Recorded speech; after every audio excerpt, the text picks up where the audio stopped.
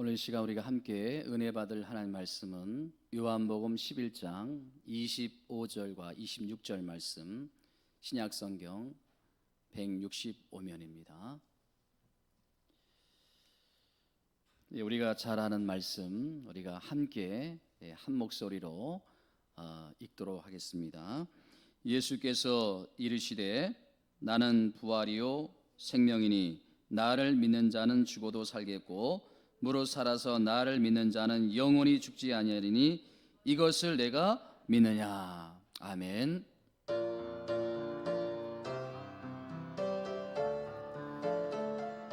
하나님은 우리를 사랑하십니다. 그 은혜를 오늘 시간 깨닫기 원합니다. 하나님이 나를 사랑하심을 늘 깨닫게 하소서. 하나님이 나를 생각하심을 늘 기억하게 하소서. 하나님이 나를 지키심을 늘 감사하게 하소서. 하나님이 나와 함께 하심을 늘 느끼게 하소서. 할렐루야. 우리 하나님이 우리를 얼마나 사랑하시는지 몰라요. 매 순간 매 시간 말씀을 통해서, 성령을 통해서 들려주시는 그 음성을 듣게 되는 여러분들이 다 되시기를 주님의 이름으로 축원을 드립니다. 제가 자주 하는 말이 있는데요, 예배가 특권이다. 제가 자주 그런 말을 했는데, 제가 그 말을 할 때 제 마음에 진정성이 없었어요. 사실은 그냥 늘 하는 말처럼 우리 믿는 그리스도인들에게는 예배가 특권이다. 그런데 지금 이 코로나 바이러스 때문에 예배를 우리가 마음대로 드릴 수 없는 상황에서 이 예배는 특권이다, 이게 마음에 절실하게 다가오는 거예요. 여러분, 이 예배는 특권인 줄 믿으시기 바랍니다. 저는 목회자이다 보니까 이런저런 상담을 많이 하게 되는데, 이 제게 던져지는 많은 질문 가운데 어떤 질문은 금방 대답할 수 있는 아주 간단한 그런 질문이 있지만, 또 어떤 질문은 제가 도저히 답을 드릴 수 없는 그런 난해한 질문들이 있어요. 그 난해한 질문 중에 하나가 뭔가 하면, 의학적으로 완전히 죽으신 예수님이 어떻게 다시 살아날 수 있는가? 어떻게 부활할 수 있는가? 이것을 어떻게 믿을 수 있느냐? 이것을 어떻게 증명할 수 있느냐? 여러분, 제가 예수님의 부활을 직접 본 것도 아닌데 어떻게 시원하게 답을 드릴 수 있겠습니까? 여러분, 이것은요, 믿음의 문제라고 저는 생각합니다. 예수님의 부활을 믿지 않겠다고 마음으로 작정하고 성경을 보면요, 정말 안 믿을 수 있는 그 이유와 증거를 우리가 얼마든지 성경에서 찾아낼 수가 있어요. 그러나 예수를 믿고 부활을 믿겠다는 마음의 결심을 하고 여러분들이 성경을 보면요, 반대로 믿을 수 있는 이유와 근거가 성경에 충분하다는 것을 우리가 발견할 수 있다는 거예요. 그러니까 성경은 믿지 못하는 사람에게는 끝까지 믿지 못하게 막아버립니다. 그러나 성경을 믿겠다고, 예수님을 믿겠다고, 부활을 믿겠다고 마음을 먹는 사람들에게는 믿을 수 있도록 성령께서 눈을 열어주시고 또 마음을 열어주신다고 저는 믿습니다. 여러분들의 그러한 은혜가 있기를 주님의 이름으로 축원을 드립니다. 오늘 본문 속에서 예수 믿는 사람이라면 누구나 한 번쯤은 해봄직한 질문 몇 가지를 발견하게 되는데, 첫 번째 본문에서 발견하게 되는 질문이 이것입니다. 왜 예수님을 사랑하는 사람들에게도 고통이 찾아오는가? 왜 예수 믿는 사람에게도 고통이 찾아오는가? 이게 첫 번째 우리가 갖는 질문이라는 것입니다. 여러분, 이 본문의 배경은 이렇습니다. 예수님께서 유난히 아끼시던 3남매가 있었습니다. 그 3남매가 누굽니까? 마르다, 마리아, 나사로가 아닙니까? 이 3남매가 예수님을 얼마나 사랑하고 섬겼는지 11장 2절에 보면요. 11장 2절에 보면요. 이 마리아는 향유를 주께 붓고 머리털로 주의 발을 닦는 자요. 여러분, 대단한 헌신이 아닙니까? 예수님의 입장에서 본다면 사랑의 빛을 많이 줬습니다. 뿐만 아니라 예수님도 그런 3남매를 얼마나 사랑했는지 몰라요. 자, 5절 말씀, 11장 5절 말씀에 보면요. 예수께서 본래 마르다와 그 동생 나사로를 사랑하시더니, 세상에 예수 믿는 사람 입장에서 보면요, 이보다 더 부러운 것이 어디 있겠습니까? 예수님과 이런 피를 나눈 형제처럼 서로 사랑하고 사랑받는 관계로 지난다는 것이 정말 부러운 것이 아닙니까? 그런데 여러분, 정말 이해가 안 되는 것은 이렇게 주님을 사랑했고 주님의 사랑을 받던 나사로가 갑자기 병들어 죽게 되더라는 것입니다. 여러분, 이게 어떻게 가능할 수 있을까요? 예수님을 그렇게 사랑했고 예수님의 사랑을 그렇게 받은 나사로였는데 어떻게 갑자기 이렇게 병들어 죽어갈 수 있을까요? 오늘 우리에게 이러한 질문이 있을 수 있다는 것입니다. 오늘 본문에도 자기 오라비 나사로가 심각한 병에 드니까 동생들이 예수님께 사람을 보내가지고 그 사실을 알립니다. 그만큼 평소에도 가깝게 지냈던 사이라는 거예요. 얼마나 가까운 사이인지 3절에 보니까 병들었다는 소식을 알리는데 그 내용을 3절 말씀해 보세요. 한번 3절 말씀에 뭐라고 기록되어 있습니까? 이에 그 누이들이 예수께 사람을 보내어 이르되 주여 보시옵소서, 사랑하는 자가 병들어 있나이다. 여러분, 이 말씀 속에서는 무슨 뉘앙스가 담겨 있는 거예요? 주님이 그렇게 사랑하는 우리 오빠에게 어떻게 이런 일이 일어날 수 있습니까? 어떻게 주님께서 사랑하는 가정에 이러한 안 좋은 일이 일어날 수 있습니까? 이런 뉘앙스가 있는 게 아닙니까? 여러분, 두 번째 본문에서 발견되어지는 질문은 이것입니다. 왜 예수님은 당신이 사랑하는 사람들의 고통을 방관하고 계시는가입니다. 방관하고 계신가? 왜 그토록 사랑하던 나사로가 지금 심각한 병에 죽어가는 것도 이것도 이해가 안 되는데, 그렇죠? 그런데 그 소식을 들은 예수님의 태도가 더 이해할 수가 없다는 거예요. 여러분, 6절 말씀 보세요. 6절 말씀 보시면요, 나사로가 병들었다함을 들으시고 그 계시던 곳에 이틀을 더 유하시고.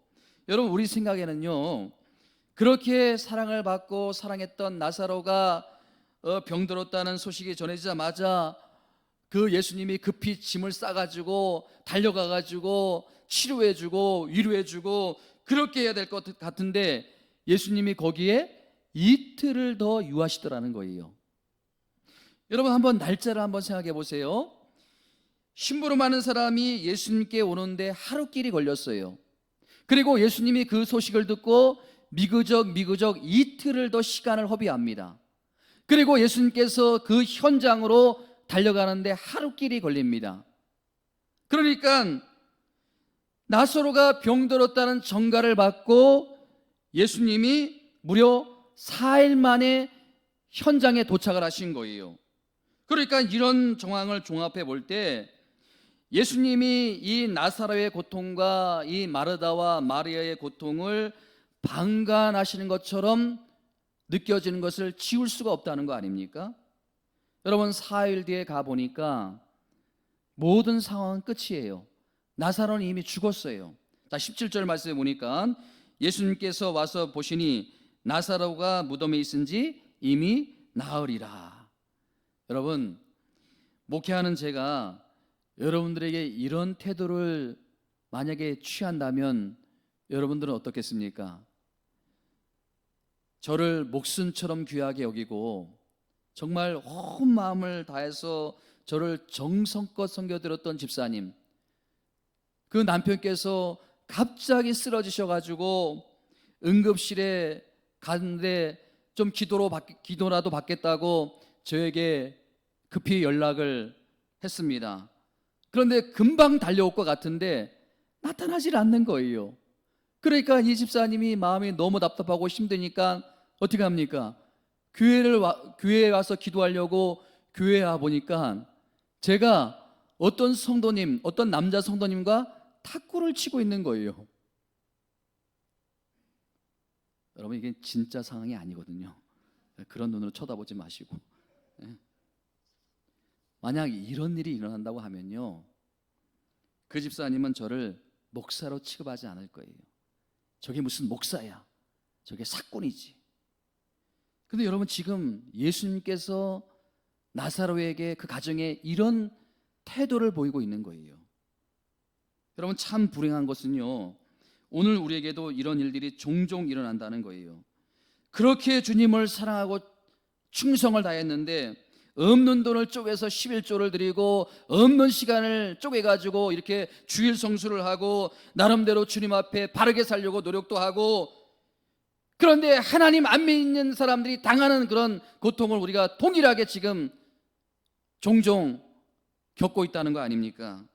억지로 그것을 좋게 해석을 하고 무슨 하나님의 뜻이 있겠지, 불철주야로 하나님께 나와서 엎드려 기도를 드리고, 그런데 하나님께서 내 기도를 들어주는지 안 들어주는지 알 수가 없고, 도대체 우리 하나님은 무슨 바쁜 일이 있는지 내 기도에 응답 안 하시는 것 같고, 이렇게 하나님께서 내 문제에 대해서 방관하시는 것처럼 느껴질 때가 우리 삶에 있지 않습니까? 가끔씩 있는 정도가 아니라 이게 빈번하게 우리에게 일어나고 있는 일이라는 것입니다. 그럴 때 우리가 어떤 마음을 갖습니까? 섭섭하지 않겠습니까? 서운하지 않겠습니까? 여러분, 이렇게 늦게 현장에 도착하신 예수님, 찾아오신 예수님, 그 예수님에 대해서 마르다와 마리아가 얼마나 서운하고 섭섭하겠습니까? 주님, 이렇게 늦게 와가지고 도대체 무슨 일을 하시겠습니까? 이런 마음이 있지 않겠습니까? 그러니까 이 동생 마리아는요, 예수님이 도착하셨다는 소식을 듣고 아예 마중도 나가지 않아요. 그만큼 마음이 섭섭했다는 거예요. 이 마르다는요, 속이 상하지만 억지로 마중을 나가가지고 예수님을 만나자마자 뭐라고 여러분 그 섭섭함을 드러내는지, 자 21절 말씀 보세요. 21절 말씀에 보면 마르다가 뭐라고 이 예수님의 섭섭함을 토로하는지 21절에 보면, 주께서 여기 계셨더라면 내 오라비가 죽지 아니하겠나이다. 우리 오라비가 죽은 것은 바로 주님 때문입니다. 이런 뉘앙스가 있는 게 아닙니까? 근데 여러분, 이 마르다의 귀함은요, 이런 주님을 향한 섭섭한 그 상황 속에서도 주님을 향한 신뢰와 믿음을 여전히 갖고 있었더라는 거예요. 여러분, 22절 말씀에 보니까요, 이 마르다의 귀한 믿음이 드러납니다. 우리 함께 22절 말씀 한번 읽어보도록 하겠습니다. 시작. 그러나 나는 이제라도 주님께서 무엇이든지 하나님께 구하는 것을 하나님이 주실 줄 아나이다. 무슨 말입니까? 주님, 내가 주님의 그 태도에 실망했습니다. 그 마음에 섭섭함이 있었습니다. 그러나 이제라도, 늦었을지라도, 오빠는 이미 죽었습니다. 상황이 종료되었습니다. 그러나 지금이라도 주님의 마음만 먹으면 하나님께서 응답해 주실 줄 믿습니다. 이게 마르다의 믿음이었다는 거예요. 여러분, 정말 대단한 믿음이 아닙니까? 이런 대단한 믿음이 어디서 기인했는가, 어디서 왔는가? 자, 24절 말씀 보세요. 24절 말씀에 보면 뭐라고 기록되어 있습니까? 마르다가 이르되 마지막 부활 때는 다시 살아날 줄을 내가 믿나이다. 여러분, 그가 가지고 있던 이 확고한 부활신앙, 이 부활신앙이 어떤 상황 속에서도 흔들리지 않는 믿음을 가져다 주더라는 것입니다. 그런데 여러분, 제가 오늘 정말 중요한 문제를 하나 여러분들에게 제기하고자 하는 것은요, 오늘 이 말씀의 포인트는 이 마르다의 신앙을 칭찬하기 위함이 아니라는 거예요. 이렇게 귀한 부활의 신앙을 가진 마르다였지만, 그러나 이 마르다의 부활 신앙 속에서는요, 결정적인 결함이 있더라는 것입니다. 그 부족함이 있더라는 것입니다. 이 결함과 이 부족함이 오늘 우리에게도 있다는 거예요. 자, 여러분, 이 마르다의 태도를 한번 잘 분석해 보시기 바랍니다. 자, 21절 말씀을 다시 한번 좀 여러분 보시면 좋겠는데요. 자, 21절 말씀에 뭐라고 이제 이 마르다가 주님을 원망하고 있습니까? 다시 한번 읽어볼까요? 시작. 예수께 여짜오되 주께서 여기 계셨더라면 내 오라비가 죽지 아니하겠나이다. 이렇게 말했을 때 지금 마르다가 집착하고 있는, 붙들고 있는 시제는 뭐예요? 과거 시제가 아닙니까? 과거 시제. 주님께서 여기에 계셨더라면 내 오라비가 죽지 아니하였겠나이까? 응? 그런데 우리 오라비는 이미 죽었다, 끝났다. 그러니까 되돌릴 수 없는 이 과거의 회한과 아픔이 지금 마르다의 마음을 지배하고 있다는 느낌을 받을 수 있다는 거예요. 여러분, 32절에도 보면요, 그 동생 마리아 역시도 이 과거에 집착하고 있는, 과거의 상처에 매여 있는 것을 볼 수가 있다는 거예요. 자, 32절 말씀 우리 함께 읽어보도록 하겠습니다. 시작. 마리아가 예수 계신 곳에 가서 배웠고 그 발에 엎드려 이르되 주께서 여기 계셨더라면 내 오라비가 죽지 아니었겠나이다 하더라. 그러니까 여러분 보세요, 마르다도 그렇고 마리아도 그렇고 과거에 매여 있는 거예요. 과거의 상처에 매여 있는 거예요. 과거의 아픔에 매여 있는 거예요. 다 끝났다, 마침표를 찍고 있는 거예요. 이제 어떻게 해볼 도리가 없다. 그러니까 여러분, 주님이 오셨는데, 주님을 만났는데도 그 마음이 계속 슬픈 거예요. 오늘날 신앙생활하는 사람들이 이 모습이 아닙니까? 예수님을 만났어요. 또 예수님이 찾아오셨어요. 말씀이 임했어요. 그럼에도 불구하고 그 마음이 계속 슬프고 그 마음이 계속 힘든 게 뭐예요? 과거에 매여 있는 거예요. 그런데 예수님께서 이런 마르다에게 꿈에도 생각하지 못한 대안을 한 가지 주십니다. 23절 말씀이거든요.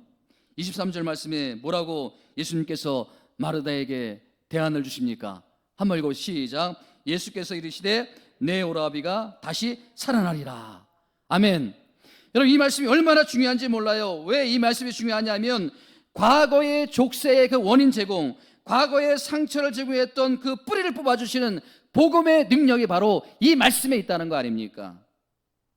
우리를 한 걸음도 앞으로 나가지 못하게 방해하는 그 과거의 상처, 그 원인 제공을 주님께서 이 말씀을 통해서 지금 뿌리를 뽑아주시겠다는 그런 말씀이 아닙니까?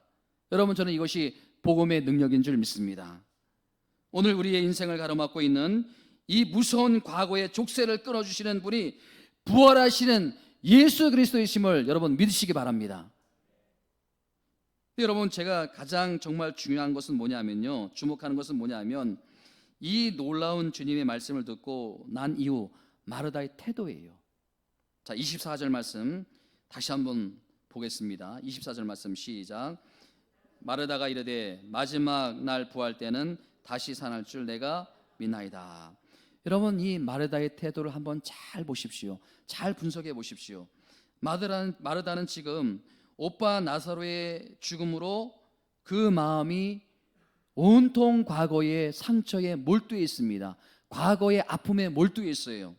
그러다가 예수님을 만나고 나사로가 다시 살아나리라, 그 상한 마음의 원인 제공, 그 문제의 뿌리를 뽑아주겠다는 주님의 말씀을 듣습니다.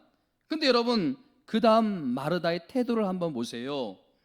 이 나사로가 다시 산다는 말씀을 듣자마자 그 시제로 보면, 시제로 치면 과거에 연연했던 그 자리에서 어떻게 합니까? 현재를 껑충 뛰어넘어가지고 미래로 가지 않습니까? 막연한 미래로 갑니다. 그래가지고 24절에 말하다가 마지막 날에, 지금이 아니라 지금 현재 오빠 나사로가 다시 산다는 것이 아니라 저 먼 미래 마지막 날에 다시 내가 살아날 것을 아나이다. 언뜻 보기에는요, 이 마르다의 믿음이 대단한 믿음같이 보입니다. 그렇지 않습니까? 근데 여러분, 이 마르다의 믿음에는 중대한 결함이 있다는 거예요. 이게 오늘날 저와 여러분들의 중대한 결함입니다. 그 부족함이 뭐예요? 그 결함이 뭡니까? 그 믿음에는 가장 중요한 현재, 지금, now, 지금이 없다는 거예요. 지금이 빠져 있다는 거예요. 믿음이 없는 게 아니에요. 믿음이 있어요.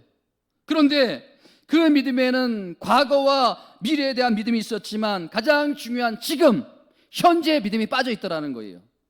과거에 제사함 받았던 거 믿어요. 현재 우리가 천국 간다는 거 믿어요. 그런데 그 믿음이 지금 현재 나를 힘들게 하는 그 문제에 대해서는 전혀 힘을 쓰지 못하고 있다는 거예요. 지금의 어려움을 극복해내고 지금의 어려움을 이겨내고 지금의 나에게 힘을 주고 지금의 나에게 희망을 주는 그런 나를 살리는 믿음이 아니더라는 거예요. 여러분, 이게 저와 여러분들의 정말 안타까운 신앙생활의 모습이 아닙니까? 가만히 들여다보면요, 우리 신앙생활 가운데 이 현재가 얼마나 약한지 몰라요.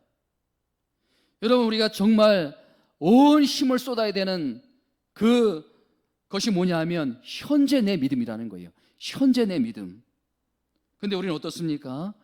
이 과거에 받았던 상처, 과거에 실패했던 나의 모습, 이거에 자꾸 집착을 하는 거예요. 그래가지고 과거의 상처를 터치해주고 과거의 상처를 만져주고 그런 설교를 너무 좋아해요. 에? 아니면은 껑충 뛰어넘어가지고 미래에, 막연한 미래에 그런 기대감을 가지고 들떠있고 그 우리의 마음이 부풀려져 있는 것이 아닙니까? 그러니까 지금 현재 써먹지 못하는 그 약속 어음과 같은 그런 믿음을 갖고 있다는 거예요. 여러분 한번 생각해 보세요.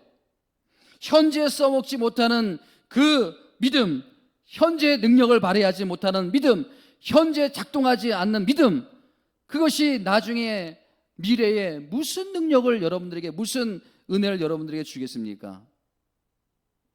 여러분, 집에 가셔서요, 요한복음을 처음부터 끝까지 여러분 자세히 한번 읽어보세요. 예수님이 요한복음에서 자신을 묘사할 때 언제나 현재 시제로 언급하고 있다는 것입니다. 자신을 소개하고 있어요.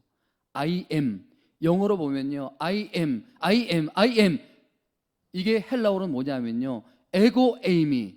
이게 무슨 말이냐면 나는 무엇이다라는 거예요. 7가지 대명제가 나오지 않습니까? 나는 생명의 떡이다. 나는 지금 너희들의 영혼의 양식이다라는 거예요. 나는 세상의 빛이다. 나는 지금 너희의 앞길을 인도하는 빛이 된다는 거예요. 나는 양의 문이다. 나는 구원의 문이다. 너희들이 지금 들어갈 구원의 문이다라는 거예요. 나는 뭐예요? 나는 선한 목자다. 나는 지금 너희들의 길을 인도하고 있는 선한 목자다. 오늘 본문의 말씀, 나는 부활이요 생명이다. 나는 길이요 진리요 생명이다. 나는 포도나무다. 나는 뭐뭐다. I am, I am. 영어 성경에 보면 요한복음은 여러분 지금 현재 작동하는 믿음이에요. 지금 현재 여러분 믿는 믿음이라는 거예요. I am, 오늘 여러분들에게 나타나시고 오늘 일하시고 오늘 현재 일하시는 예수님, 오늘 현재 우리에게 역사하시는 하나님, 그 믿음이 여러분 가운데 회복되어지기를 주님의 이름으로 축원을 드립니다. 여러분, 이게 정말 중요해요. 저는 이것에 관련해서 여러분들에게 2가지 말씀을 드리려고 합니다. 첫 번째 뭐냐면요, 믿음은요, 복음은요, 현재 우리 삶에 영향을 미치는 능력이라는 것입니다. 여러분, 여기에 현재의 액센트를 넣으셔야 됩니다. 현재. 따라봅시다. 현재. 과거도 중요하지만 미래도 중요하지만 여러분, 이 현재가 중요한 거예요. 여러분, 믿음과 복음과 부활은요, 현재 우리 삶에 영향을 미치는 능력이라는 거예요. 여러분, 기독교는 나약한 종교가 아닙니다. 그저 과거의 아픔이나 터치해주는 감성적인 종교가 아니라는 거예요. 아니면 막연한 미래에 대한 불투명한 약속 어음이나 공수표 같은 그런 건 남발하는 그런 종교가 아니라는 거예요. 이 복음이야말로, 이 믿음이야말로 현재, 지금 여러분을 살리는, 여러분을 새롭게 하는 그런 하나님의 능력의 말씀이라는 것, 그런 복음이라는 것입니다. 부활하신 예수님, 그렇게 여러분 삶 가운데 역사가 되어야 된다는 거예요. 여러분, 이게 기독교라는 종교라는 것입니다. 두 번째는 뭐냐면요, 우리의 신앙 고백이, 우리의 믿음이 반드시 사명으로 연결이 되어야 된다는 거예요. 사명으로. 제가 여러분 서두에서 말씀을 드린 두 가지 질문이 있지 않습니까? 왜 예수님을 사랑하는 사람들에게도 고통이 있어야만 하는가? 왜 예수님은 우리의 고통을 방관하고 계시는 것처럼 느껴지게 만드는 것인가? 저는 이 질문에 대해서 이런 생각을 갖고 있습니다. 문제를 바라보시는 주님과 우리의 관점의 차이라는 것입니다. 문제를 바라보시는 주님과 또 그것을 우리가 어떤 관점으로 보는가라는 차이라는 것입니다. 여러분, 우리 생각에는 지금 안 도와주시면 안 될 것 같고, 지금 안 도와주시면 나락으로 떨어질 것 같고, 지금 안 도와주시면 우리 인생의 영혼이 회복되지 못할 것 같은 그런 우리의 시각이 있지만 주님의 관점은 다르다는 거예요. 자, 4절 말씀 한번 보세요. 4절 말씀, 나사로의 문제를 보시고 예수님이 이렇게 말씀하십니다. 우리 4절 말씀 함께 읽어봅니다. 시작. 예수께서 들으시고 이르시되 이 병은 죽을 병이 아니라 하나님의 영광을 위함이요 하나님의 아들이 이로 말미암아 영광을 받게 하려 하시더라. 여러분, 예수님께서 사랑하는 나사로가 병에 걸렸다는 소식을 듣고 이틀을 요하신 것은 나사로를 사랑하지 않는 것이 아니고 나사로에게 그런 방관적인 태도를 취하는 것이 아니라는 것을 우리가 이 말씀을 통해서 금방 알 수가 있지 않습니까? 우리가 보기에는 지금 당하고 있는 이 어려움 때문에 망할 것 같고 죽을 것 같고, 아니 그 벼랑 끝에 서 가지고 아슬아슬하게 버티고 서 있는 것 같지만은 실제로는 그렇지 않다라는 거예요. 그게 아니라는 거예요. 그렇게 생각하지 말라는 거예요. 정말 우리가 우리 생각으로는 다 이해할 수 없지만 아이러니하지만은 절대절명의 이기 가운데 주님이 계속 여러분의 문제에 침묵하고 계시다면, 응답하고 계시지 않는다면, 질질 끌고 계시다면 그것 때문에 여러분들이 죽지 않는다는 거예요. 그것 때문에 여러분들이 쓰러지지 않는다는 거예요. 주님이 여러분들을 믿고 계시다는 거예요. 이게 얼마나 감사합니까? 하나님이 나를 믿어주시니 얼마나 감사합니까? 여러분, 하나님은 오늘도 우리를 위해서 일하시는 하나님인 줄 믿습니다. 일하시되요 가장 정확한 때에 하나님께서 일을 하시는 거예요. 아멘. 마치 사랑하는 자식이 덜 된 밥을 자꾸 달라고 할 때 그 육신의 부모는 익을 때까지 그 자식에게 주지 않습니다. 하나님도 마찬가지예요. 우리 생각에는 조급하고 우리 생각에는 막 힘들어가지고 막 기도하며 또 간절히 부르짖며 보챈다 하더라도 하나님은 우리가 당하는 고난을 통해서 우리를 계속 연단해 가신다는 사실입니다. 때가 될 때까지. 요즘 보면 우리 자녀들 너무 약해요. 왜 그렇게 약해 빠질까요? 부모님들이 약하게 키워서 그런 거예요. 근데 우리 하나님은 다르세요. 우리 하나님은요, 눈물도 없는 조련자처럼 우리를 때로는 혹독하게 험하게 다루십니다. 때로는요, 벼랑 끝에 서 있는 우리를 확 밀어버리세요. 확 밀어버리세요. 왜 우리에게 그렇게 고통을 주시나요? 왜 우리에게 그런 연단을 주시나요? 바로 거기에 하나님의 신비가 담겨져 있는 것이 아닙니까? 여러분, 오늘 본문을 유심히 보면요, 드디어 예수님은 예수님의 때에 일을 하십니다. 죽은 나사로를 무덤에서 이렇게 세우시지요. 그런데 여기에 진짜 중요한 법칙이 담겨 있습니다. 39절의 말씀에 보면요, 이제 무덤으로 가신 예수님이 나사로를 살려주시는 능력을 베푸시는데, 자, 30절 초반부에 어떤 말씀이 기록되어 있습니까? 어떤 말씀이 기록되어 있어요? 예수께서 이르시되 뭐를 옮겨놓으라? 뭐를 옮겨놓으라? 따라합시다. 돌을 옮겨놓으라. 여러분, 이 짧은 구절에 정말 중요한 하나님의 신비의 의도가 담겨 있습니다. 여러분, 한번 생각해 보세요. 그 죽은 나사로를 살리시는 그 예수님께서 돌 하나 못 주겠습니까? 아니, 죽은 나사로를 일으켜 세우는 썩어서 냄새나는 그 나사로를 일으켜 세우겠다고 작정하신 예수님께서 그 돌 하나, 그거 아무것도 아니지 않습니까? 그런데 돌은 네가 옮기라는 거예요. 돌은 네가 옮겨야 된다는 거예요. 여러분, 이 말씀 한마디가 이 본문의 말씀의 핵심이에요. 왜 우리를 고통 가운데 몰고 가신다고요? 왜 우리를 고통 가운데 빠져 있음에도 불구하고 육신의 부모처럼 내가 도와주마, 걱정 마라, 내가 도와주마, 그래서 도와주지 않고 그냥 그 고통 가운데 우리를 왜 방치해 두신다고요? 우리를 강하게 키우시는 거예요. 네가 돌은 옮기라는 거예요. 그래야 내가 너를 통해서 역사를 한다는 거 아닙니까? 그러니까 하나님이 우리를 동역자로 쓰신다는 거예요. 네? 여러분, 우리가 약해서는 쓰임받을 수가 없어요. 여러분, 저는 인간이에요. 하나님께서 저보고 네가 나사로를 살려라, 저는 절대 못합니다. 할 수가 없어요. 그러나 여러분, 저는 돌을 옮길 수 있어요. 여러분들이 저에게 상담을 하고 문제를 털어놓고 목사님 이 문제 해결해 주세요, 저는 여러분들의 고민을 해결해 드릴 수 없습니다. 그러나 저는 여러분들을 위해서 밤낮 가리지 않고 여러분들을 위해서 기도는 해드릴 수 있어요. 제가 돌은 옮길 수 있다는 거예요.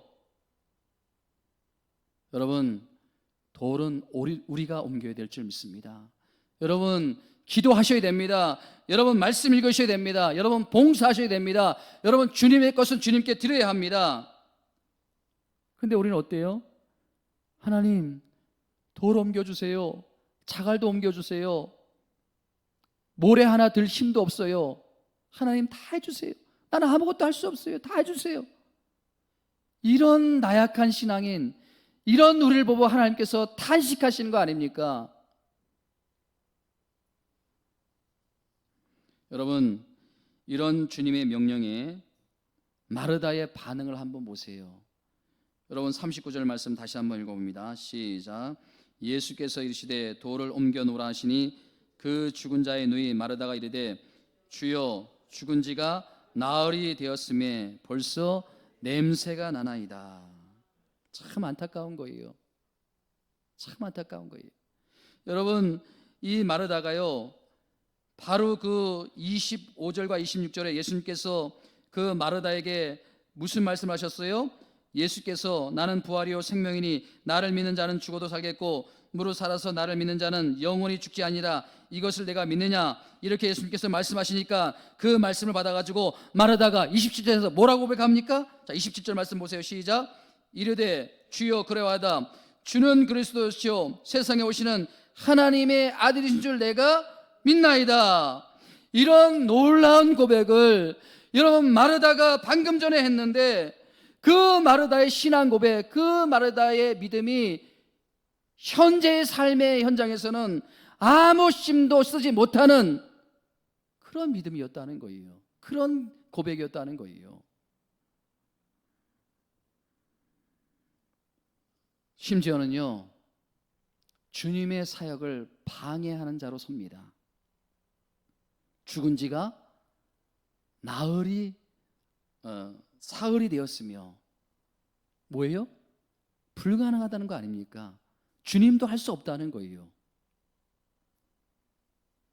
여러분, 입술로 주는 그리스도시요 부활하신 하나님이다라 우리가 고백한 이 마르다가 결국 주님의 사역을 방해하는 나약한 모습을 보였는데, 그렇게 될 수밖에 없었던 원인이 뭐였습니까? 바로 현재의 믿음이 빠져 있었던 거예요. 현재 그 믿음이 작동하지 않았던 거예요. 여러분 안에 주신 그 믿음은 정말 큰 믿음이에요. 겨자씨만한 믿음이 있더라도 뭐라고요? 이 산을 들어 저 바다에 던지라면 그것이 이루어질 것이다. 그 여러분 안에 있는 믿음은 정말 대단한 믿음이에요. 근데 그 믿음이 현재 작동하지 않기 때문에 이런 정말 마르다와 같은 초라한 그런 신앙인이 되는 거 아닙니까? 여러분의 믿음이 현재 작동하는 믿음이 되기를 주님의 이름으로 축원을 드립니다. 저는 마지막으로요, 아프리카 오지에 그 차드라는 그 작은 나라가 있지 않습니까? 거기에 보면요, 그 훌륭한 문인, 무스타파 달렌이라는 그 문인이 있는데, 그 문인이 이 코로나 바이러스, 엄청난 우리에게 고통과 충격을 주는 이 코로나 바이러스에 대해서 이런 글을 썼더라고요. 한번 들어보세요. 아무것도 아닌 그 하찮은 것에 의해 흔들리는 인류, 그리고 무너지는 사회. 코로나 바이러스가 불리우는 작은 미생물이 지구를 뒤집고 있다. 그것은 모든 새로운 것에 새로운 의문을 던지고 이미 안착된 규칙들은 다시 재배치한다.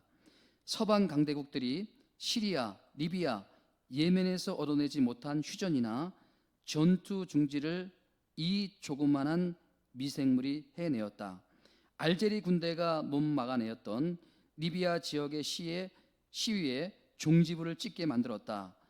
기업들이 못 해냈던 일도 해내었다.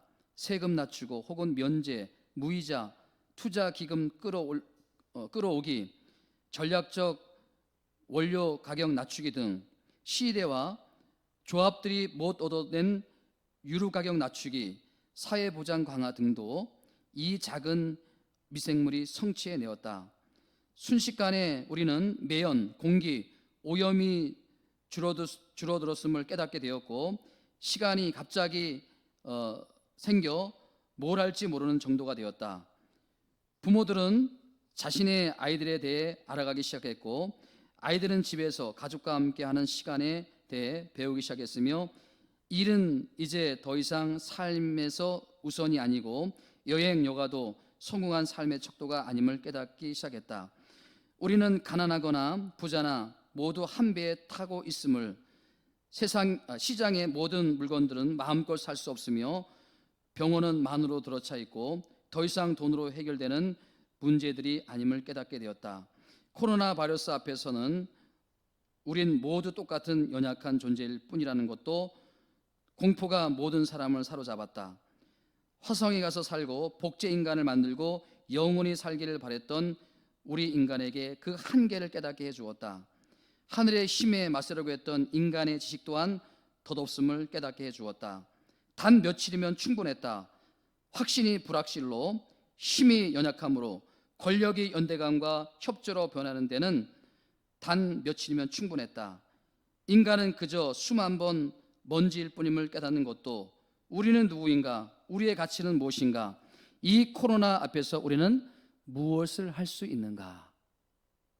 여러분, 저는 이 글을 읽으면서 인간이 참 똑똑하고 인간이 정말 대단한 것 같았지만, 이 눈에 보이지 않는 정말 미생물, 이 현미경으로 봐야 보이는 이 작은 바이러스 앞에서 얼마나 인간이 이 어리석고 무능한 것을 깊이 깨닫게 되었어요.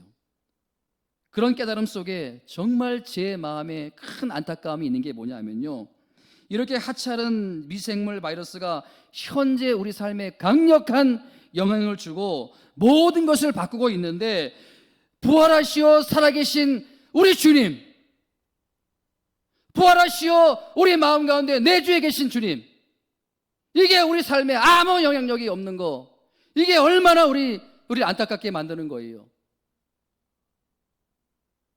여러분 삶에 이 믿음이라는 것이 영향력이 있습니까? 부활하신 주님, 여러분 삶을 지금 바꾸고 있습니까? 여러분들이 현재 살려내고 있습니까? 저는 오늘 말씀을 이렇게 맺고자 합니다. 하나님, 내가 지금 겪고 있는 아픔이 있습니다. 고통이 있습니다. 어려움이 있습니다. 지금까지 하나님이 방관하신 것처럼 느껴지고, 그래서 상처를 받고 있었는데, 하나님을 원망하고 있었는데, 신앙의 회의를 갖고 있었는데, 하나님 이제부터 내 시각을 바꾸겠습니다. 내 생각을 바꾸겠습니다. 정신 똑바로 차리고 신앙생활을 하겠습니다. 하나님, 나를 강하게 키우기를 원하신다면 하나님, 힘들지만 내가 애써 보겠습니다. 하나님, 내가 노력해 보겠습니다. 하나님, 내가 기도해 보겠습니다. 하나님, 내가 예배에 충실해 보겠습니다. 하나님, 내가 기도 분량 체육에 적극적으로 동참해 보겠습니다. 하나님, 내가 죽은 사람은 살려낼 수 없지만요, 무덤의 돌은 내가 옮길 수 있습니다. 무덤의 돌을 옮길 수 있는 힘과 능력을 저에게 허락해 주옵소서. 여러분, 이 기도가 저와 여러분들의 기도가 되기를 주님의 이름으로 축원을 드립니다. 여러분, 더 이상 내가 나약한 그리스도인으로 살지 않겠습니다. 이러한 결단이 이 예배를 통해서 일어나기를 주님의 이름으로 축원을 드립니다. 우리 이 말씀을 붙들고 우리 마지막 주님이 부르시는 그날까지 정말 우리가 연약한 신앙으로 살 수 없지 않습니까? 여러분, 우리의 믿음이 과거에 매여 있거나 아니 먼 미래, 막연한 미래에 있으면 안 됩니다. 현재 우리 믿음이 중요하다는 거예요. 이 믿음을 오늘 이 말씀을 통해서 강조하는 거 아닙니까? 나는 부활이요 생명이니, 지금 현재 여러분들을 살리는 그 부활이 예수님의 부활이 아닙니까? 주님 다시 오실 때까지 이 믿음으로 서겠습니다. 이 믿음으로 살아가겠습니다. 우리 찬양 드리며 우리 마음으로 결심하는 시간 갖도록 하겠습니다.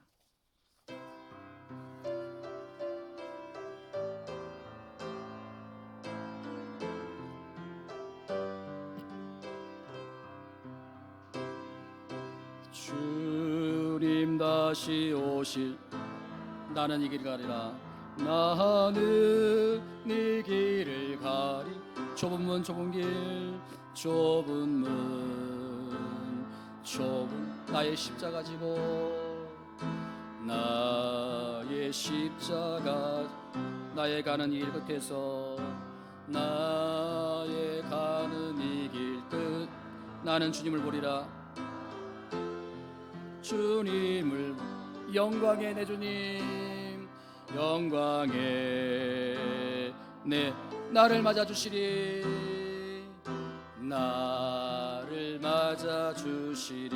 주님 다시 오실 때까지, 주님 다시 오실 때까지 나는 일어나 달려가리라. 나는 일어나 달려가리라. 주의 영광 온 땅 덮을 때 나는 일어나 노래하리. 나는 일어나 노래하리. 내 사모하는 주님, 내 사모하는 주님, 온 세상 구주시라. 내 사모하는 주님, 영광의 왕이시. 다시 한번, 내 사모하는 주님, 내 사모하는 주님, 온 세상 구주시라. 내 사모하는 주님, 영광의 왕이시라. 이 시간 우리 말씀을 붙들고 기도하기로 합니다. 하나님이 우리 안에 그 주신 믿음은, 이 믿음은 정말 대단한 것입니다. 놀라운 것입니다. 그러나 그 믿음이 현재 작동되지 않으면 이 마르다와 같이 주님의 사역을 방해하는 자로 설 수밖에 없습니다. 하나님, 과거도 중요하지만 미래도 중요하지만 현재 내 믿음이 중요합니다. 현재 내 믿음이 부활의 주님이요, 또 생명의 주님이요, 또 우리의 빛이 되고 떡이 되시는 우리의 영원한 목자가 되시는 그 주님, 그 주님이 나와 함께 하심으로 말미암아 지금의 이 어려움 가운데, 지금의 고난 가운데, 지금의 아픔 가운데, 지금의 실패 가운데 나를 일으켜 세워주시고 그것을 이겨낼 수 있는 힘으로, 능력으로 작동될 수 있도록 하나님 역사해 주시옵소서. 하나님 역사해 주시옵소서. 돌은 내가 옮기겠습니다. 돌은 내가 옮기겠습니다. 내가 예배에 빠지지 않겠습니다. 내가 기도하겠습니다. 내가 성경 읽겠습니다. 내가 봉사하겠습니다. 내가 헌신하겠습니다. 아버지, 돌은 내가 옮기겠습니다. 하나님 역사해 주시옵소서. 은혜를 베풀어 주시옵소서. 일으켜 세워 주시옵소서.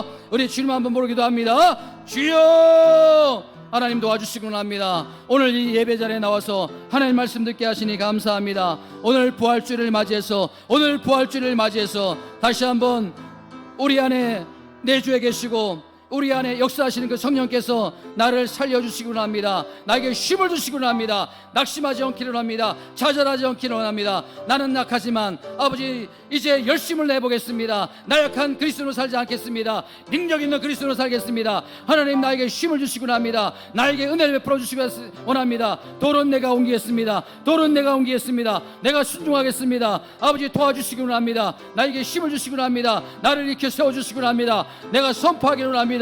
내가 선포하기를 원합니다. 나를 힘들게 하고 나를 괴롭히는 모든 문제들은 내 앞에서 평지가 될지어다. 내 앞에서 평지가 될지어다. 하나님 도와주시기 원합니다. 하나님 은혜 베풀어 주시기 원합니다. 아버지 나약한 그리스도로 살지 않겠습니다.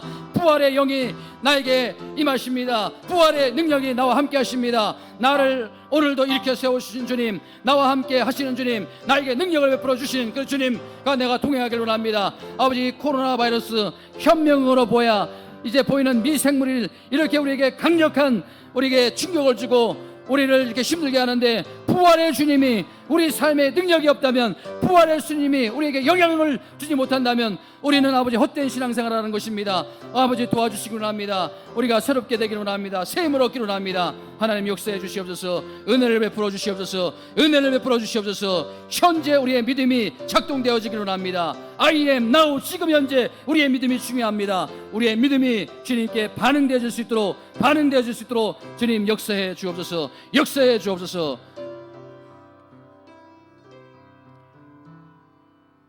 하나님 감사합니다. 오늘 부활주의를 맺어서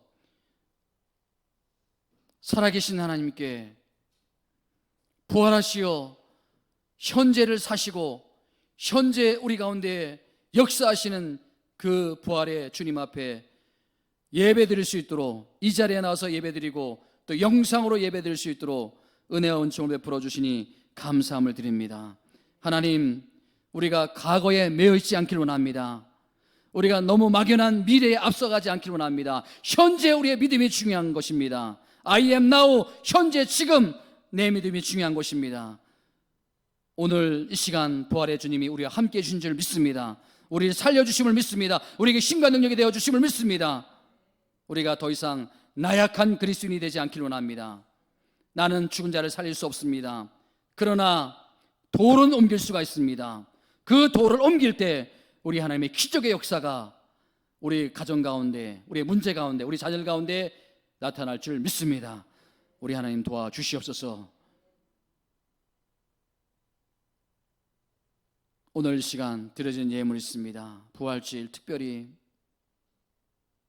불의의 사고로 의식이 없는 가운데 중환자실에 누워있는 그 사랑하는 이를 위해서 우리가 돕고자 하는 마음으로 사람을 살리는 곳에, 하나님의 기적의 역사가 일어나는 곳에 쓰임받고자 하는 이 예물 우리 하나님 받으시고, 오늘 이 마르다에게 말씀하신 이 일은 바로 하나님의 영광을 나타내기 위함이다. 그것이 증명되어지는 그러한 예물이 될 수 있도록 주님 축복해 주옵소서. 아버지 하나님, 특별히 또 11주 예물, 특별히 감사 예물, 특별히 없는 가운데서도 이렇게 귀하게 드린 손길들, 이 예물은 하나님 저들의 땀이고 저들의 눈물이고 저들의 헌신이고 저들의 피 같은 돈입니다. 피 같은 예물입니다. 피의 제사를 받으신 하나님, 그리고 용서하시는 하나님의 은혜, 또 베풀어 주신 하나님의 은혜, 살리시는 하나님의 은혜가 저들의 가정 가운데 임할 수 있도록 주님 역사해 주옵소서. 우리가 이제 부활의 주님을 다시 만나 싸우니 힘을 얻기로 원합니다. 힘을 내기로 원합니다. 강하고 담대함으로 살아가기로 원합니다. 어떤 문제가 있든지 간에 선포하기로 원합니다. 근사나 무엇이냐, 내 기도 앞에서, 내 믿음 앞에서 그것이 평지가 될지어다, 그렇게 선포하기로 원합니다. 감사합니다. 축복합니다. 예수님의 귀하신 이름으로 간절히 기도하옵나이다. 아멘.